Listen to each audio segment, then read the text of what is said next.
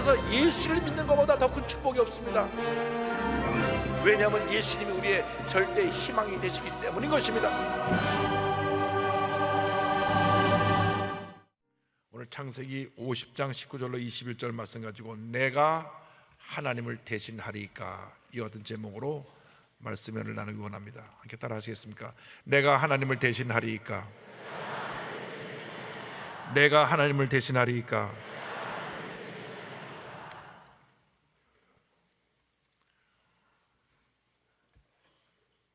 우리가 한 번뿐 인생을 살아가는데, 인생을 살아가면서 우리를 가장 힘들게 하고 어렵게 하는 일이 무엇입니까? 누구는 물질의 문제가라고 얘기할 수도 있고, 육신의 질병을 얘기할 수도 있고, 사람과의 관계를 얘기할 수도 있을 것입니다. 근데 가장 큰 문제와 어려움은 어디 있느냐? 내 마음속에 있습니다. 내 마음속에 있는 절망, 상처, 내 마음속에 있는 미움, 증오심, 이러한 것들이 늘 우리를 힘들게 하고 어렵게 만듭니다. 이러한 것들 다 털어내버리고 잊어버리고 앞을 향해 달려가면 참 좋겠는데, 우리가 연약하기 때문에 늘 상처의 지배를 받습니다. 그런데 이런 상처가 대부분 사람과의 관계를 통해서 다가오는데, 참으로 힘든 것은 이러한 상처가 내가 믿고 의지했던 사람들, 신앙생활할 때 나보다 먼저 예수 믿은 사람들, 또 가까운 가족, 친척으로부터 오는 상처가 됐을 때는 참 그 어려움을 이기기가 힘듭니다. 그러나 우리가 기억해야 될 것이 있습니다. 이 아픔과 상처는 다 지나가는 것이라고 하는 것입니다. 영원한 것은 없습니다. 그럼에도 불구하고 많은 사람들이 이 아픔, 이 상처가 전부라고 생각을 하고 거기에 둘러싸여서 늘 괴로워하고 슬퍼하고 아파하며 고통의 삶을 살아가고 있습니다. 조금 내가 약해지기만 하면 또 과거의 상처가 나를 붙잡아서 또 나를 절망케 하고 또 나를 좌절하게 만드는 그러한 삶을 살아가는 사람들이 많이 있습니다. 여러분, 이제부터 우리가 상처를 바라보는 우리의 생각을 바꿔야 합니다. 이 상처는 나를 온전케 만드시는 하나님의 훈련이다. 할렐루야. 신앙인의 눈으로 상처를 바라보시기 바랍니다. 절대로 상처가 여러분을 절망 가운데 몰아놓고 주저앉히려고 여러분이 다가온 것이 아니라, 이를 통하여 하나님의 나를 다듬으시고 깨뜨리시고 낮추셔서 모든 면으로 부족함이 없는 하나님의 사람으로 만드시고 나를 통하여 영광을 받으시는 하나님의 은혜의 과정이라고 생각하고 믿음으로 바라보는 여러분 되시기를 바랍니다. 할렐루야.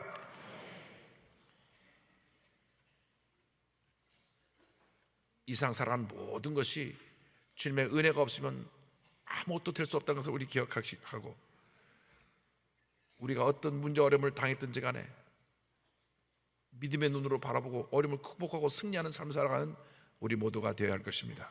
먼저 우리를 둘러싼 대적들에 대해서 함께 생각해 보기를 원합니다. 우리가 일생을 살아가는 동안 모든 사람에게 다 사랑받고 인정받고 존귀 여김을 받고 살아갈 수는 없습니다. 이유도 없이 우리를 시기하고 질투하는 사람들도 있고, 또 더 나아가서 근거 없는 비방, 인신공격으로 우리를 쓰러뜨리려고 모함하는 그러한 악한 사람들도 있습니다. 그런데 이처럼 우리를 대적하는 사람들, 그 사람들이 내가 모르는 사람이면 좋은데 때로 가까운 사람의 경우에는 큰 마음의 상처를 안게 됩니다. 구약 창세기에 나오는 요셉의 경우가 그러했습니다. 요셉의 형들이 아주 극도로 동생 요셉을 미워한 것입니다. 그 형들은 아버지의 사랑을 독차지한 그 요셉이 미웠습니다. 아버지가 또 자기들과는 다르게 동생에게 아름다운 채색 옷을 지어 입힌 것에 대해서 심히 못마땅했습니다. 그것을 볼 때마다 마음속에 시기와 질투와 미움이 솟구쳐 올랐습니다. 그런데 그렇지 않아도 미운데 이 요셉이 자기들의 잘못한 것을 일일이 아버지에 가서 일릅니다. 그래서 아버지에게 요셉은 야단 맞는 적이 한두 번이 아닙니다. 그래서 동생임에도 불구하고 형들의 마음속에 미움과 분노가 가득했습니다. 그런데 어느 날 이 요셉이 와서 말하기를 형님들 내가 꿈을 꿨는데 글쎄 밭에 내 곡식단이 서 있는데 형님들의 곡식단이 내 곡식단에 다 절을 하더라고요. 장차 자기가 높은 사람이 돼서 형들이 자기 앞에 절하게 된다고 하는 그런 얘기를 할 때 미움이 변해 분노가 되었습니다. 그래서 아버지의 심부름하기 위해서 요셉이 형들 찾아왔을 때 달려들어서 그 채색 옷을 벗겨버리고 요셉을 물 없는 웅덩이에 집어 던집니다. 그 조금 있다가 보니까 상인들이 지나가는데 그들을 불러 세워서 요셉을 노예로 팝니다. 요셉 형들에게 제발 날 살려달라고, 형님들 그러지 말라고 애걸복걸해도 형들은 들은 채 하지 않았습니다. 모는 날 그들이 요셉 앞에 서게 됐을 때 그때 일을 기억하고 후회하는 장면이 창세기 42장 21절에 나옵니다. 그들이 서로 말하되 우리가 아우의 일로 말미암아 범죄하였도다. 그가 우리에게 애걸하였을 때에 그 마음의 괴로움을 보고도 듣지 아니하였으므로 이 괴로움이 우리에게 임하도다. 하나님 우리의 양심을 주셔서 선과 악을 판단할 수 있는 능력을 주셨습니다. 그런데 왜 죄를 짓느냐? 양심이 잘못된 것이라고 말을 하는데도 양심의 소리를 듣지 않고 죄와 타협하고 죄의 길을 가기 때문에 죄를 짓게 되는 것입니다. 형들의 마음속에 한편 마음에는 동생에 대한 좀 괴로운 마음이 있었어요. 이렇게까지 해야 되겠나? 동생인데 이렇게 노예로 팔아서 되겠나? 그러면서도 양심의 소리를 듣지 않고 노예로 팔았습니다.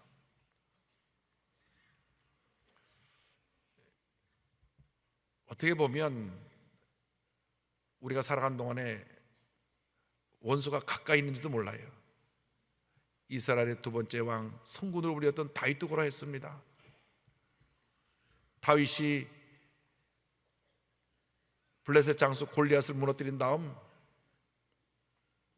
모든 백성들이 그를 칭찬하자 사울 왕의 마음속에 시기와 질투와 미움이 가득하게 되었습니다. 이제 저 녀석이 멀잖아 내 자리를 차지하겠구나. 그런데 사울 왕이 그를 자기 사위로 삼아서 딸을 줬거든요. 그러면 자기 사위인데도 극도로 미워해서 그를 죽이려고 군사를 풀어서 한때는 3,000명이나 풀어서 그가 어디 있든지 그를 추격해서 죽이라고 했습니다. 그게 창을 던져 죽이려고 했었습니다. 어떻게 사위가 장인과 대결할 수가 있겠습니까? 다윗은 민족의 영웅에서 하루아침에 도망자 신사가 되었습니다. 사울 왕이 진노해서 말합니다. 빨리 다윗을 잡아와라. 잡아서 끌고 오든지 아니면 그 자리에서 죽여버려라. 아마 이런 명령을 내렸을 것입니다. 그래서 다윗은 오랜 생활 동안 오랜 시간 동안 이곳저곳을 떠돌아다니는 그런 도망자의 신세가 되었습니다. 그의 말년에는 자기가 낳은 아들 압살롬이 아버지를 대적해서 그의 칼을 겨누었습니다. 한밤중에 모든 걸 다 내버려두고 도망가는 또 도망자의 신세가 되어야만 했습니다. 그때 지은 시편이 시편 3편인데요 3편 1절에 이런 고백합니다. 야훼여 나의 대적이 어찌 그리 많은지요 일어나 나를 치는 자가 많으니이다. 일생 동안 대적이 많았어요. 골리앗 장수를 무너뜨린 이후로 말년에 이르기까지 많은 대적들이 있었습니다. 제가 개인적으로 가깝게 지내고 존경하는 목사님은 큰 대학을 설립하신 그런 분이신데 어느 날 고발을 당해서 검찰 조사를 받게 되었습니다. 나중에 알게 보니까 자기가 20년 이상 가까이 데리고 있던 가장 믿었던 사람이 자기를 고발한 거예요. 내부 고발자에 의해서 말할 수 없는 고난을 겪었습니다. 그분이 그러더라고요. 내가 그 사람을 그렇게 믿고 맡겼는데 날 고발했다고. 여러분, 이러한 일을 당할 때 여러분이 마음을 지켜야 됩니다. 미움과 분노가 그 마음을 뒤덮으면 그는 그 어려움을 이겨내지 못합니다. 여러분, 이런 일을 만날 때 요셉 같은 절대 긍정의 믿음으로 문제를 풀어나가시기 바랍니다. 주님이 나와 함께 하신다. 아무리 내가 힘들고 어려워도 주님이 나를 도와주신다. 시편 3편 5절로 6절의 말씀을 봅니다. 내가 누워 자고 깨었으니 야훼께서 나를 붙드심이로다. 천만인이 나를 에워싸 찢은다 하여도 나는 두려워하지 아니하리이다. 할렐루야. 다윗이 피난길에도 편안히 잠을 잘 수 있을 것은 주님이 나와 함께 하신다. 천만인이 나를 치려 대적하려 한다고 할지라도 주님이 나를 지키시고 보호해 주실 것이다. 할렐루야. 할렐루야. 여러분, 늘 믿음의 사람으로 사십시오. 아무리 많은 대적이 몰려와서 나를 에워싸고 나에게 상처를 주고 나에게 고통을 준다 할지라도 나는 두려워하지 않는다. 왜? 하나님이 나와 함께 하시기 때문이다. 주님이 나와 함께 하시기 때문에 나는 두려워하지 않습니다. 염려하지 않습니다. 낙심하지 않습니다. 포기하고 주저앉지 않습니다. 주님만 믿고 의지하고 나아갑니다. 할렐루야. 사도 바울도 예수를 만난 이후 주님의 사도로 남은 인생 바쳤는데 많은 대적들이 그의 일생을 따라다녔습니다. 그 동족 유대인들이 그를 죽이려 했습니다. 한때는 40명의 결사대를 만들어서 죽이려고 길목에서 지키고 있기까지 했습니다. 그가 당한 핍박과 고난은 말로 표현할 수가 없습니다. 40에 하나 가마매를 5번을 맞고 태장 몽둥이로 3차례를 맞고 돌로 그가 맞아서 돌에 맞아 피투성이가 되어 정신을 잃어버렸습니다. 그래서 사람들이 그가 죽은 줄 알고 그를 끌어다가 밖에 내다 던진 그런 일도 있습니다. 그러나 이 많은 환난과 핍박에도 사도 바울은 좌절하거나 낙심하거나 포기하지 아니하고 믿음을 지켰습니다. 그 비결이 어디 있습니까? 로마서 8장 37절로 39절에 그는 설명합니다. 그러나 이 모든 일에 우리를 사랑하시는 이로 말미암아 우리가 넉넉히 이기느니라. 할렐루야. 내가 확신하노니 사망이나 생명이나 천사들이나 권사들이나 현재일이나 장래일이나 능력이나 높음이나 깊음이나 다른 어떤 피조물이라도 우리를 우리 주 그리스도 예수 안에 있는 하나님의 사랑에서 끊을 수 없으리라. 끊을 수 없으리라. 할렐루야. 그러므로 오늘 이 시간부터 나를 괴롭히고 힘들게 하고 어렵게 하는 사람들을 바라보지 말고 내 마음속에 자리 잡고 있는 상처와 쓴뿌리를 바라보지 말고 나를 온전케 하시고 모든 문제와 어려움을 이기게 하시는 우리 주님만을 바라보는 여러분 모두가 되기를 바랍니다. 유명한 강해자 찰스 스윈돌 목사님 이와 같이 말씀하십니다. 요셉은 그에게 일어난 모든 일에도 불구하고 절대로 쓴뿌리를 갖고 살지 않았다. 그는 그의 삶에 닥친 모든 역경과 불행에도 불구하고 쓴뿌리에서 자유로웠던 것이다. 요셉처럼 하나님을 모든 상황에서 신뢰하자. 오랫동안 우리를 포로로 사로잡고 하나님과 다른 사람들과의 관계를 방해해온 모든 존재들로부터 자유로워지자. 우리의 남은 생을 요셉이 그랬던 것처럼 우리 주위 사람들에게 안도감을 심어주면서 은혜라는 전염성 강한 매력을 퍼뜨리면서 그리고 소망 가득한 하나님의 약속을 주장하면서 보내자. 할렐루야. 여러분, 오늘 이 시간 모든 마음의 상처, 고통, 아픔과 괴로움을 시주할 때 다 내려놓으시고 하나님이 나와 함께 하신다, 하나님이 나를 돌보신다, 하나님이 나의 일생을 인도하신다, 절대 긍정의 믿음으로 전진해 나가시기를 주님 이름으로 축원합니다. 둘째로, 악을 선으로 바꾸신 하나님에 대해서 말씀드립니다. 우리에게 아무리 많은 대적이 우리를 둘러싸고 있다고 할지라도 하나님께서 모든 것이 합력하여 선을 이루게 만들어 주시고 악을 선으로 바꾸어 주십니다. 요셉의 형들이 요셉을 노예로 팔았지만은, 악을 행했지만은 하나님께서 그 악이 변하여 선이 되게 만들어 주셨습니다. 창세기 50장 20절에 요셉이 고백합니다. 당신들은 나를 해하려 하였으나 하나님은 그것을 선으로 바꾸사. 요셉은 믿음의 고백을 한 것입니다. 형들이 나에게 악을 행했지만, 나를 노예로 팔았지만 하나님은 그것을 선으로 바꾸어 주셨습니다. 할렐루야, 할렐루야. 우리를 둘러싸고 있는 어떤 악한 계획도 하나님께서 함께 해주셔서 선으로 바꿔주시고 궁극적으로 우리에게 놀라운 은혜와 축복이 다오게 만들어 주십니다. 요셉의 형들은 요셉을 노예로 팔아버리면 더 이상 요셉을 인해서 마음고생을 안 할 줄 알았습니다. 그러나 하나님은 그전에도 함께 하셨고, 노예로 팔려갈 때도 함께 하셨고, 노예로 가서 생활하는 동안 그곳에도 함께 하셨고, 억울하게 모함을 받아 감옥에 들어갈 때도 거기서 함께 하셨고, 결국 그를 때가 되면 높이시사 애굽의 총리 대신이 되게 만들어 주신 것입니다. 사도행전 7장 9절로 10절에 이와 같이 설명이 나옵니다. 여러 조상이 요셉을 시기하여 애굽에 팔았더니 하나님이 그와 함께 계셔 그 모든 환난에서 건져내사 애굽 왕 바로 앞에서 은총과 지혜를 주심에 바로가 그를 애굽과 자기 온 집의 통치자로 세웠느니라. 아멘. 할렐루야. 하나님이 함께 하셔서 그를 높이셨다. 여러분, 그 하나님이 바로 여러분의 하나님입니다. 우리 모두의 하나님이신 것입니다.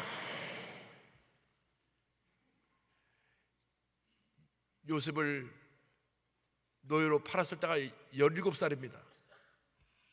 그런데 13년 후에 30살에 애굽의 총리 대신이 됩니다. 그리고 나서 7년간 큰 풍년이 오고 그 다음에 7년간 큰 흉년이 오는데, 그 흉년은 그 이전에 그 같은 흉년을 볼 수 없을 정도로 아주 극심한 흉년이어서 애굽뿐 아니라 온 인근 나라들이 다 흉노로 인해서 고생을 당하게 되었을 때, 2년째 됐을 때 요셉의 형들이 곡식을 사러 옵니다. 그러니까 13년 플러스 7년 플러스 2년 하니까 22년 만에 요셉이 꿈을 꾼 대로 형들이 다 그 앞에서 절을 합니다. 요셉의 모습이 22년 만에 완전히 달라졌죠. 다 그 총리의 옷을 입고 위엄을 갖추고 앉아있으니 고개도 들지 못하고 그냥 넙죽 엎드렸을 것입니다. 보통 사람 같으면 나를 노예로 판 못된 형들이 왔구나, 내 20년 동안 내 마음속에 겪었던 이 마음고생 이제부터 이제 하나둘씩 다 갚아가야 되겠다 라고 생각할 수 있을 것입니다. 그런데 성경은 어디에도 요셉이 분노해서 복수했다는 기록이 없습니다. 진짜 하나님의 사람은 하나님이 함께 하심을 믿기 때문에 하나님께 모든 것을 맡기고 분노하고 미워하고 복수하는 그런 삶을 살지 않는 것입니다. 왜? 하나님께서 하나님의 때 반드시 악을 멸하시고 하나님의 위대한 역사를 이루어주기 때문인 것입니다. 오히려 고난이 심할수록 더 높여주시고 위대하게 더 여러분을 하나님의 사람으로 세워주셔서 하나님의 영광 가운데 쓰임받게 만들어 주신다는 것을 잊지 마시기 바랍니다. 로마서 8장 28절의 말씀을 강하게 고백합니다. 우리가 알거니와 하나님을 사랑하는 자 곧 그의 뜻대로 부르심을 입은 자들에게는 모든 것이 합력하여 선을 이루느니라. 아멘. 이 말씀을 고백하고 또 고백하고 또 고백하고 또 고백하십시오. 힘들고 어려운 일이 다가올 때 모든 것이 합리가 선을 이룹니다. 몸이 아플 때, 억울한 일을 당했을 때, 문제를 만났을 때 고백하시죠. 모든 일이 합력하여 선을 이루느니라. 모든 일이 합력하여 선을 이루느니라. 할렐루야, 할렐루야. 예수님의 십자가 죽음이 예수를 못 박아 죽인 사람들에게는 완전한 승리라고 생각했지만 그 순간에 완전히 그들이 실패하고 마귀의 모든 괴계가 꺾어지는 순간이었다는 것을 잊지 말아야 합니다. 십자가의 죽음은, 그 고난은 위대한 부활의 승리로 바뀌어지게 되었습니다. 사도행전 2장 23절로 24절에 베드로의 설교에 이와 같은 내용이 나옵니다. 그가 하나님께서 정하신 뜻과 미리 아신 대로 내준 바 되었거늘 너희가 법 없는 자들의 손을 빌려 못 박아 죽였으나 하나님께서 그를 사망의 고통에서 풀어 살리셨으니 이는 그가 사망에 매여 있을 수 없었습니다. 할렐루야, 할렐루야. 주님 말씀하십니다. 다 이루었다. 십자가에서 구원의 놀라운 역사가 완성된 것입니다.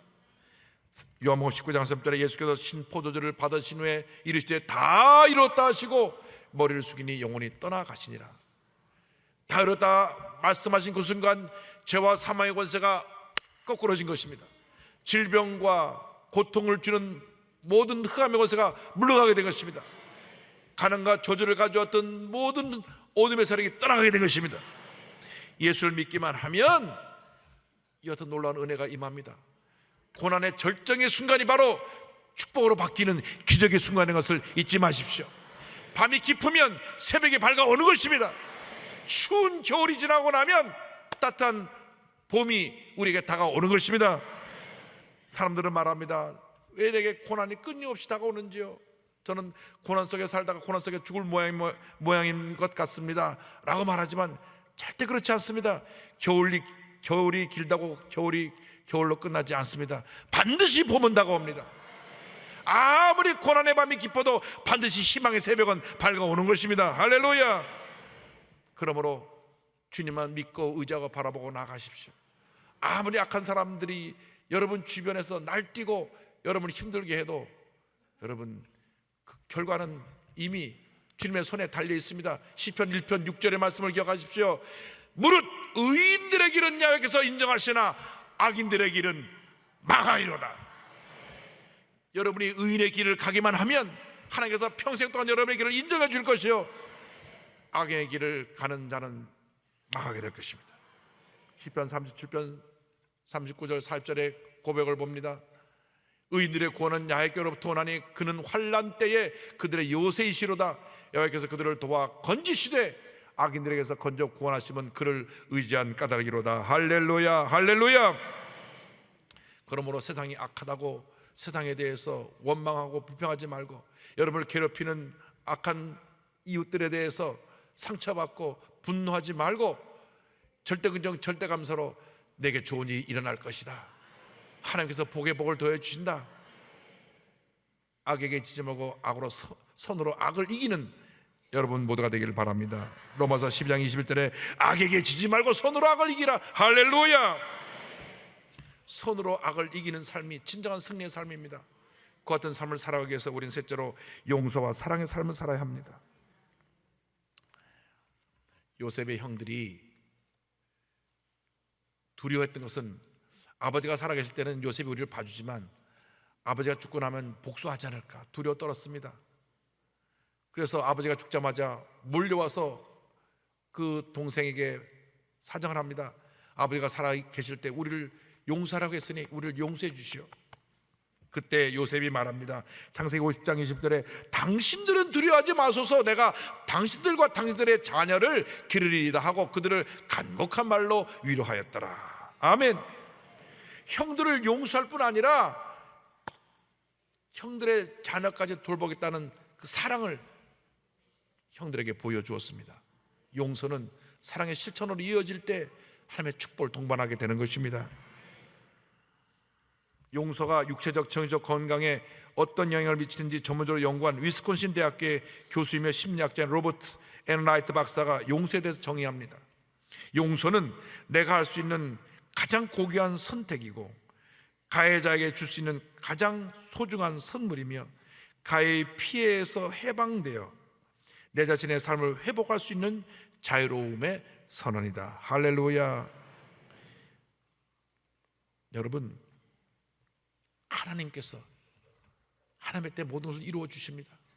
그러므로 여러분이 억울한 일 당한다고 힘들고 고통스럽고 괴롭다고 그것에 대해서 너무 상처받고 낙심하고 좌절하지 않게 되기를 바랍니다. 반드시 하나님께서 우리 삶 가운데 좋은 일이 이루어지도록 만들어 주실 것입니다. 로마서 12장 17절에 아무에게도 악을 악으로 갚지 말고 모든 사람 앞에서 선을 도모하라고 말씀합니다. 왜? 우리는 갚으랴 갚을 수 없는 사랑의 빚을 진 사람이기 때문에.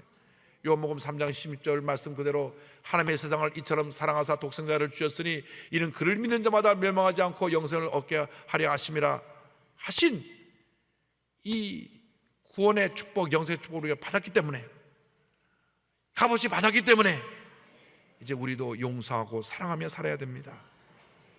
절대로 마음속에 미움과 분노를 담고 살지 말게 되기를 바랍니다. 미움과 분노가 여러분을 파괴하는 것입니다. 에베소 4장 31절 32절을 우리에게 이와 같이 권면합니다. 너희는 모든 악독과 노함과 분냉과 떠드는 것과 비방하는 것을 모든 악의와 함께 버리고 서로 친절하게 하며 불쌍히 여기며 서로 용서하기를 하나님이 그리스도 안에서 너희를 용서하신 것과 같이 하라. 마태복음 18장 35절에 우리 예수님께서 하신 말씀이 있습니다. 너희 각각 마음으로부터 형제를 용서하지 아니하면 나의 하늘 아버지께서도 너에게 이와 같이 하시리라. 진정한 용서는 내 마음속에는 미움과 증오와 복수와 원한의 칼을 뽑아내는 것입니다. 그래서 내가 먼저 자유를 받게 되고 내 자신이 주님의 사랑으로 다시금 변화되어서 남을 사랑할 수 있는 그러한 사랑의 자녀로 바뀌게 되는 것입니다. 우리는 그 같은 사랑을, 그 같은 용서를 이미 예수님께로부터 받았습니다. 그러나 우리는 사람이기 때문에 나에게 상처 준 사람을 용서하지 못합니다. 이해하지 못합니다. 미움과 증오로만 우리 마음을 가득 메우고 있습니다. 오늘 이 시간에 예수님 바라보면서 모든 마음의 상처, 미움, 증오, 복수, 원한의 마음을 내려놓으시기 바랍니다. 사랑과 용서로 변화되시기 바랍니다. 이 순간부터 여러분의 삶에 위대한 하나님의 은혜와 축복이 임하게 될 것입니다. 사랑과 용서로 변화되어서 앞으로 남은 여생 하나님의 영광에 살아가는 여러분 되시기를 주님의 이름으로 축원합니다.